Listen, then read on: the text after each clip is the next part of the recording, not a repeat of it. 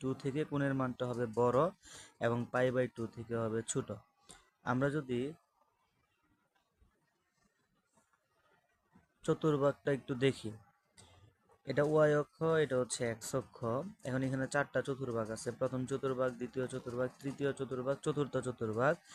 আমরা জানি যদি আমরা এক্স অক্ষ থেকে ঘড়ির কাঁটার বিপরীত দিকে যাই, ঘড়ির কাঁটার বিপরীত দিকে গেলে কোণের মানটা হয় ধনাত্মক এবং ঘড়ির কাঁটার দিকে গেলে কোণের মানটা হয় ঋণাত্মক।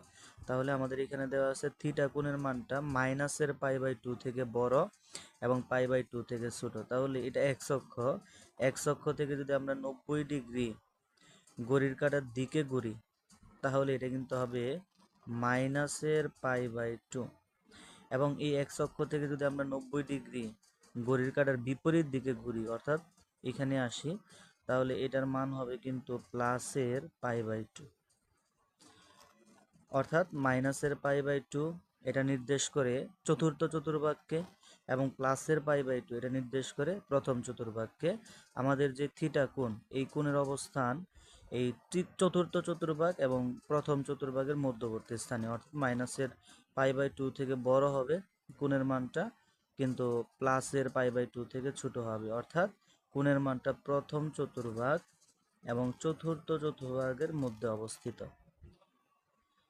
এখন আমরা জানি প্রথম চতুর্ভাগে সবাই কিন্তু ধনাত্মক, আমাদেরকে জানতে হবে অল সাইন টেন কস। অতএব প্রথম চতুর্ভাগে সবাই ধনাত্মক, 6টা ত্রিকোণমিতিক অনুপাত সবগুলো ধনাত্মক। দ্বিতীয় চতুর্ভাগে শুধুমাত্র সাইন এবং কোসেক ধনাত্মক, বাকি 4টা অনুপাত ঋণাত্মক।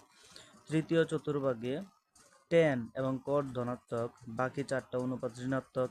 একই রকমভাবে চতুর্থ চতুর্ভাগে শুধুমাত্র কজ এবং সেক ধনাত্মক, বাকি অনুপাতগুলো ঋণাত্মক। আমাদের এই থিটা কোণ এটার অবস্থান কিন্তু চতুর্থ এবং প্রথম চতুর্ভাগে।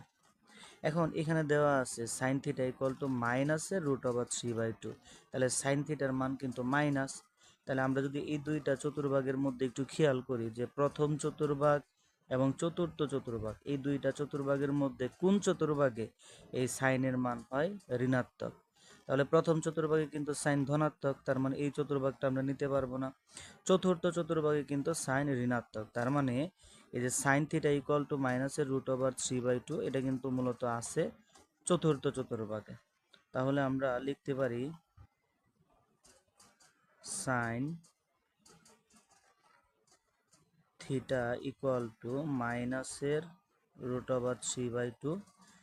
আমরা জানি সাইন কত ডিগ্রির মান √3/2, আমরা জানি সাইন 60 ডিগ্রির মান হচ্ছে √3/2। তাহলে মাইনাসের জায়গায় মাইনাস, √3 এর পরিবর্তে আমরা লিখতে পারি সাইন 60 ডিগ্রি, 60 মানে হচ্ছে π/3। এখন যেহেতু যে ঋণাত্মক মান, সাইনের ঋণাত্মক মান, এবং এটা নির্দেশ করে চতুর্থ চতুর্ভাগ, যদি চতুর্ভাগ নির্দেশ করে তাহলে এটাকে লিখতে হয় 2π মাইনাসের থিটা, এই মাইনাসের কারণে লিখতে হবে 2π মাইনাসের থিটা। তাহলে আমরা লিখতে পারি সাইন 2π মাইনাসের থিটার জায়গাতে আছে π/3। এখন উভয় পাশ থেকে সাইন সাইন কাটা, তাহলে আমরা লিখতে পারি থিটা ইকুয়াল টু, এখানে যদি ভিতরে লসাগু করি তাহলে হয় নিচে 3, 3 দুগুণে 6 মাইনাসের পাই, তার মানে 6টা পাই থেকে একটা পাই বাদ দিলে থাকতেছে 5π। তাহলে এটাই হচ্ছে আমাদের উত্তর, থিটার মান হবে 5π/3, যেটি আছে গ নাম্বার অপশনে। তাহলে উত্তর হবে অপশন গ, অর্থাৎ 5π/3।